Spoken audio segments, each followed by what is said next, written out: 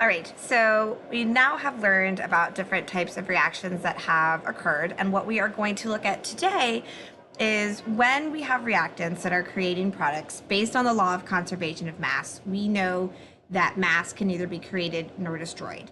So if we start with a certain number of atoms of one element, then we have to end up with the same number of atoms of that element. So today we're going to be taking a look at how do we make sure we do this, and it's something called balancing equations. So here we go.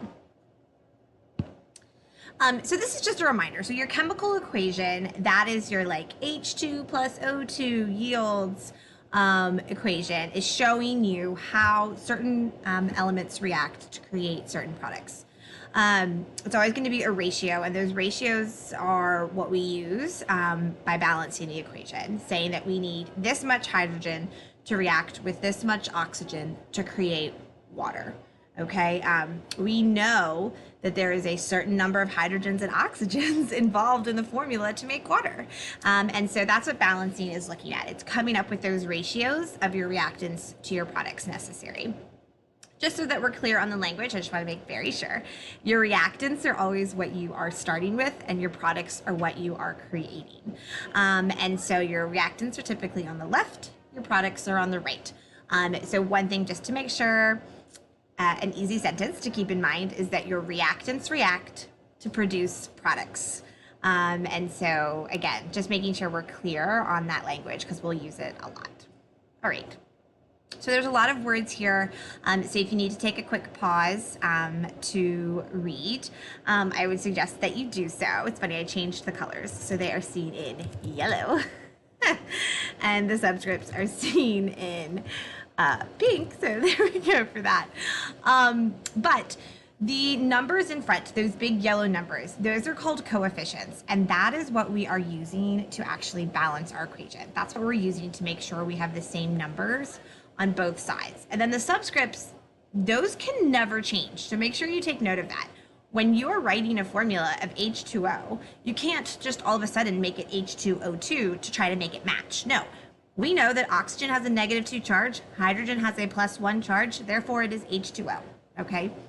So once you have written your formulas, we never change them, right? So those subscripts stay put, okay?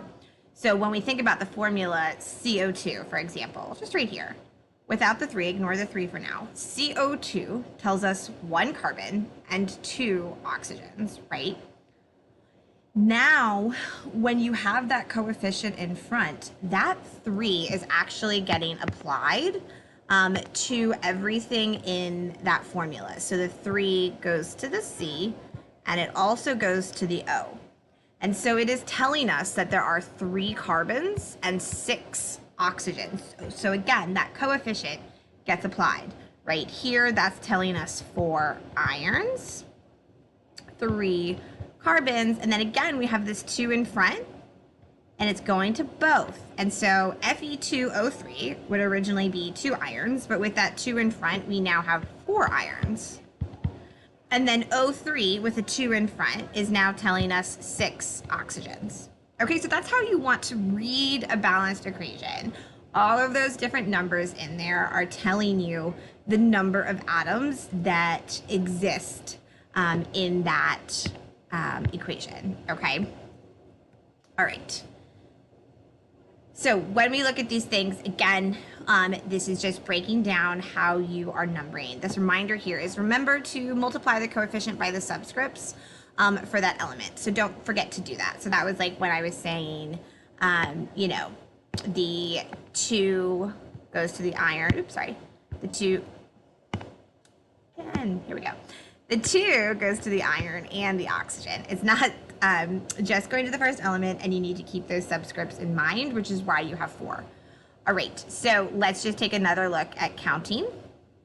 All right, so this little table, I think it's helpful to keep track of when you are counting your atoms. It's going to be a big deal once you start balancing these by yourself at the end of this.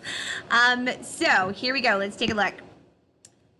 Right here, this N2 is telling me 2 nitrogens. I have 2 hydrogens multiplied by 3. I have 6 hydrogens. So notice I wrote it on the left of the N and the H because that's the left side of the equation. Now I'm going to look at the right. This 2 gets distributed, so that's 2 nitrogens, and then that 2 also goes to the hydrogen.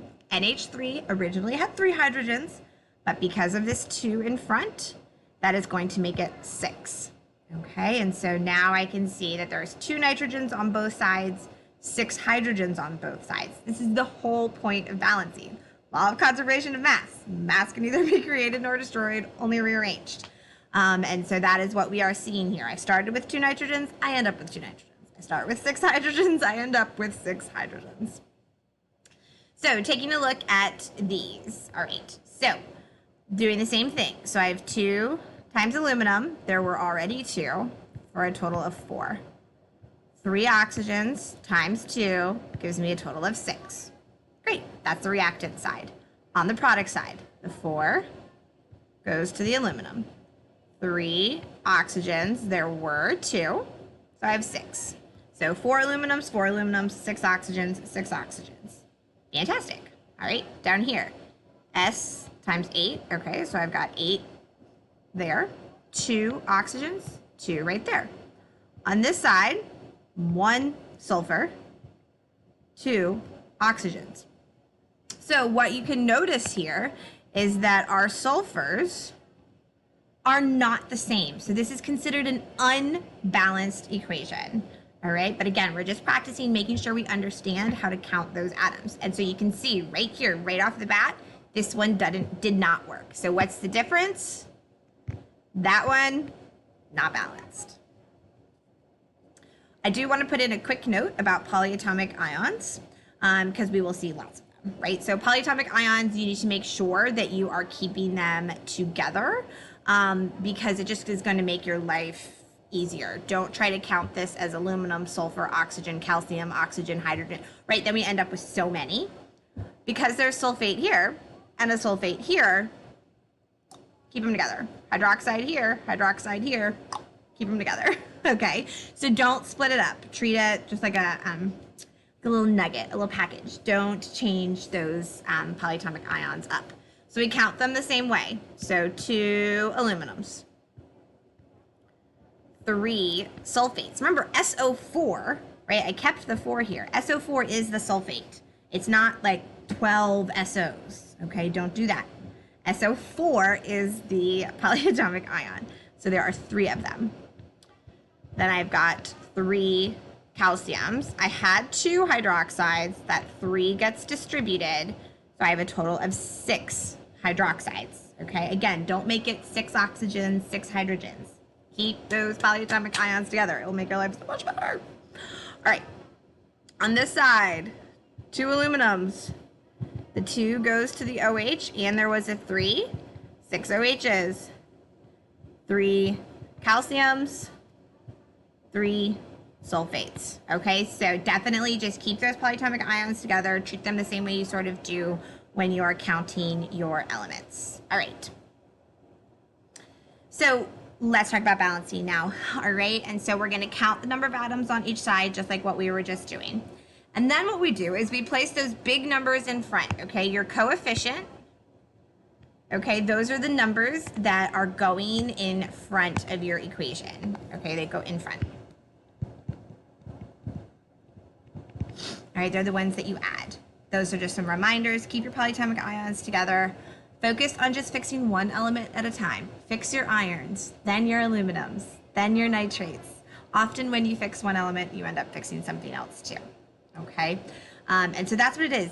I like to think of balancing equations sort of like doing little puzzles in the sense that you are trying to like make a match on both sides. So definitely take the time to make that little table below your equation where you are listing.